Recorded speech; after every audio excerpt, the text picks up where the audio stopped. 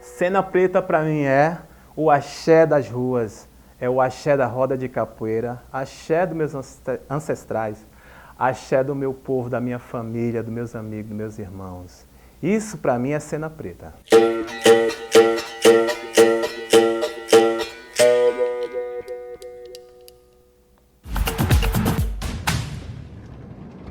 Me chamo Júlio de Lucena, é o nome de batismo, mas todos me conhecem como Júlio Mola. O Mola vem da capoeiragem, o Mola é um apelido, é um nome artístico de guerra que a gente recebe no batismo da capoeira. Sou filho natural do Alto Sertão, Teixeira, na Paraíba, e morei até os 5 anos no sítio chamado Enjeitado, que pertencia ao município de São Vicente, no Pernambuco. Aos 5 anos, a gente fica mais 6 anos em Teixeira e aos 11 anos eu chego em Cabedelo com meus 11 irmãos. Isso. Sou gêmeo, minha mãe teve 3 barrigas gêmeas, era muito filho. A gente vem, meu pai é caminhoneiro, um grande guerreiro, carrega todo mundo com ele. E logo cedo, eu já venho de uma família de cultura popular, do coco de roda, e muito cedo, aos 16 anos, introduzo na capoeira, né? E aí eu ganho um grande norte na vida, tive sorte de ter um grande mestre de capoeira, certo? A partir daí me tornei um luthier, confeccionando berimbaus e outros instrumentos. Logo cedo também passo a empreender com a bebida África Axé, que hoje chama de Axé, graças ao outro mestre de capoeira, o mestre Benedito dos Santos. E me tornei produtor cultural, me tornei um cantador da cultura popular, idealizei o projeto do Grupo Cultural Tambores do Forte, sou fundador e coordenador até então. E hoje vivo nas ruas de João Pessoa, de Campina Grande, em Pernambuco, em Pipa, com meu axé, com a minha educação, com as minhas informações que vêm do meu povo. Olha, eu venho de uma origem muito simples do Alto Sertão. A gente vem de quase extrema pobreza, né? Então, quando eu chego em Cabedelo, muito cedo eu começo a ver os grupos de rua, as gangues. Na época a gente nem sabia o que era o termo facção, mas tinha suas coisas da época. E muito cedo eu entrei, cheguei a comandar uma molecada que a gente fazia pequenos furtos, saía fazendo violência dentro de bares, dentro da micaroa, eventos de rua. A capoeira, a cultura popular, ela é uma coisa muito mágica na vida de pretos pobres, que nem eu. Que o meu mestre, ele me fez voltar a estudar, ele me fez voltar, ele me ensinou a tocar, a cantar, me mostrou o poder da educação, da informação, me mostrou o que são movimentos políticos, partidários, político-culturais, né? Minha maior base, é claro, é minha mãe e meu pai, minha avó, Mãe Quitéria, uma figura muito forte na minha caminhada, e os meus ancestrais, que carregam comigo uma grande espiritualidade, uma grande proteção. Mas sem a cultura popular, sem os mestres, as mestras na minha caminhada, não sei o que seria de mim.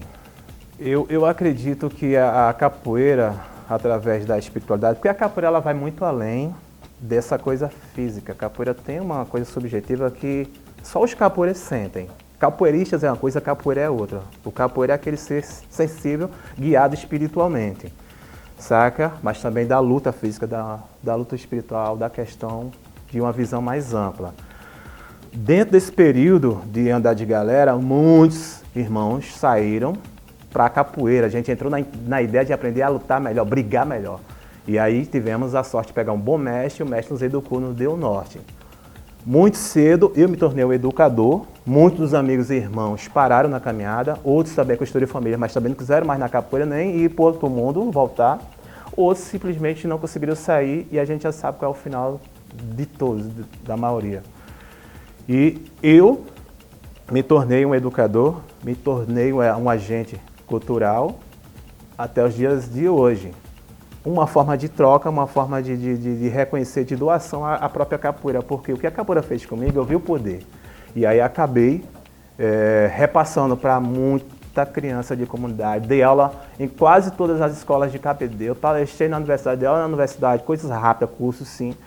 Mas é isso, até hoje vivo nas ruas, tocando meu berimbau, tocando meu tambor, vendendo, empreendendo com axé. E é currículo como muitos irmãos e irmãs que sentem a arte, a cultura negra, a cultura popular. Eu me apaixonei muito rápido, muito cedo. Eu senti a capoeira, a cultura popular, na verdade o maculelê, que é uma dança afro-indígena, o coco de roda que já vinha, mas descobri depois quando comecei a pesquisar a cultura popular, porque muito cedo meus pais e minha mãe param de fazer essa manifestação por questões, e não consigo imaginar. A verdade é essa, porque é tão forte, é tão íntimo, eu comecei tão cedo, eu não consigo imaginar a minha vida como seria, mas talvez alcoólico, talvez dentro de algum ambiente de religião sem formação, sem desmerecer as religiões, saca? Mas carregando algumas limitações, sim. Então, a capoeira, os mestres, as mestras, os educadores, que vão repassar o conhecimento para quem é merecedor de fato, eles vão lhe dar coisas além do que dão para certas outras pessoas. Então, eu fui uma das pessoas agraciada com muita informação, com muito carinho, com muita proteção. Então, eu não consigo imaginar como seria a minha vida sem a capoeira, sem a percussão, sem a dança afro, sem a cultura popular. A capoeira é forte, a capoeira é minha vida. A capoeira é para todo mundo, mas nem todo mundo é para capoeira. A gente vai dar um tempinho, vai para o intervalo e volta já.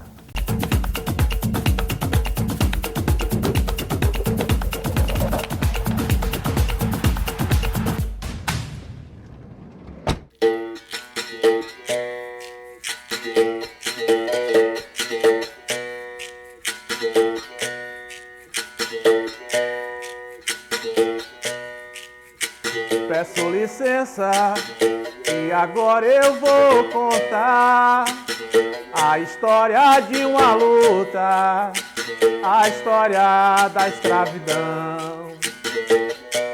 Os negros bantus eram pegos em Angola, pra cá eram traficados, forçados a trabalhar. Mas na senzala o Senhor se assustou, o negro estava apanhando e logo se levantou e começou a gingar, e começou a gingar. Negro. Estamos de volta, a gente vai dar continuidade à minha história e falar um pouco mais sobre o empreendedorismo do axé.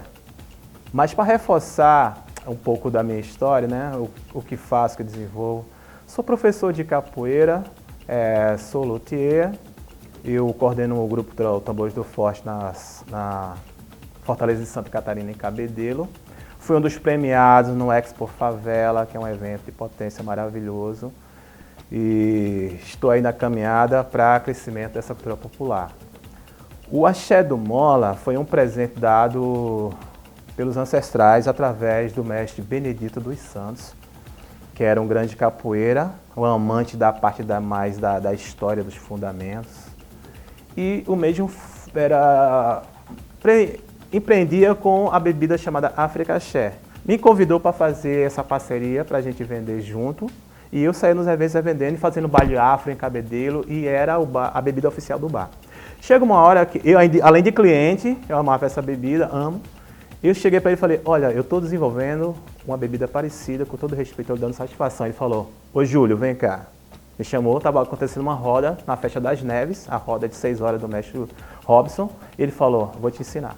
Aí deixa eu pegar um papel e uma caneta. Ele falou, não, vem cá, não precisa. É um punhado de uma mão de cravo, é um punhado de uma mão de erva doce, é um punhado, aquela coisa muito artesanal.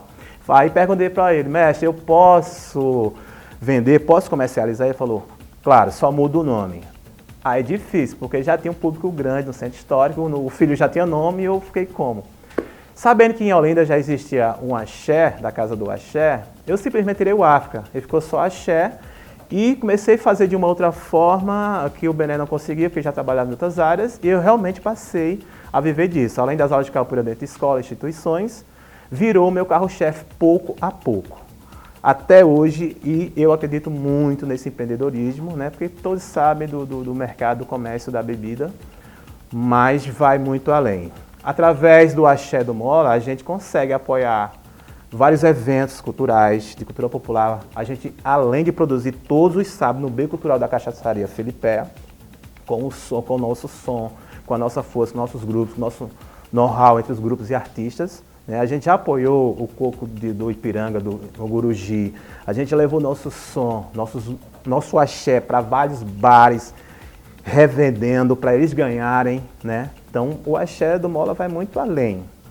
Eu sonho, eu desejo que a vida do nosso povo, né, dos povos originários, dos povos pretos, melhore em todos os sentidos, em todos os aspectos.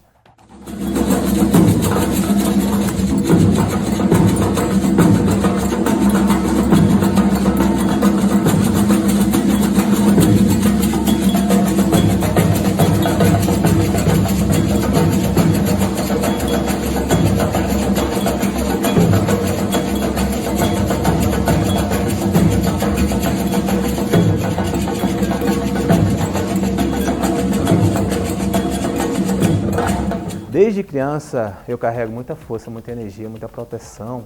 E eu sonhava que quando eu tivesse com 40 anos, que era uma idade linda que eu pedi e passei e estou aí com meus 44, a vida ia estar bem mudada, ia estar bem melhor. A minha mudou muito, da minha família mudou bastante, de outros amigos, outras pessoas. Mas no geral do povo mesmo brasileiro, do povo preto, dos povos indígenas, não mudou tanto. Ainda tem muito que se corrigir, tem muito o que se fazer. Tem muita coisa a se protestar, muita coisa a se conquistar. Então, eu espero que o nosso povo acorde para a política partidária, porque sem isso não vai mudar. A gente tem que aprender a participar mesmo não gostando. Uma vez que a gente procura entender como funciona, a gente vai usar das políticas culturais para chegar na política partidária e apoiar os nossos, ou até a gente mesmo entrar. Então, é uma grande ferramenta de mudança. É a educação e a cultura e a política partidária. Não tem outro caminho. Então eu desejo isso.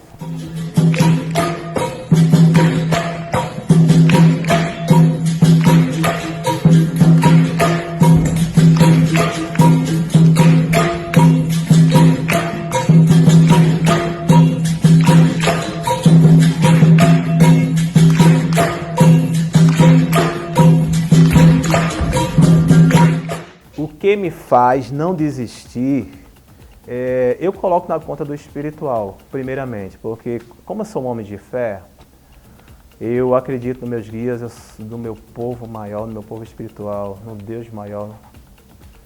E eu sou homem de rezar para dormir, eu sou homem de rezar para acordar, eu sou homem de rezar para se alimentar, é uma educação da minha família, da minha mãe, principalmente. Mas o espelho dos mais velhos mesmo. Fui educado a observar os mais velhos, fui educado a escutar os mais velhos, né? E com muita atenção, com muito respeito mesmo. Dar respeito a quem merece respeito. Então tenho muito mestre, muita mestra, né? A força da minha mãe, a força da minha avó é muito presente no meu dia a dia. Então são eles que não fazem com que eu desista, com que eu não pare. Eu deixo uma mensagem para aqueles que ainda andam de cabeça baixa, baixa autoestima, que não é fácil. A gente vê muito irmão e muita irmã com baixa autoestima, né? A opressão do dia, o resquício da colonização, o racismo, ele é muito forte mesmo.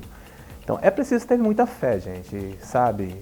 Os padrinhos, as madrinhas, aí tu nasceu herdeiro, muitos não têm, mas a questão de fé também. De sentir-se, de entender como resolver os problemas que a gente está se encontrando no momento, seja ele mental, espiritual, financeiro, que não é nada fácil. E eu desejo a vocês paciência, que é uma das palavras que eu mais escutei na minha caminhada da minha avó, da minha mãe, dos meus mestres. E fé. Aprendam a ter fé, porque a gente nunca anda só, viu? A gente já nasceu acompanhado.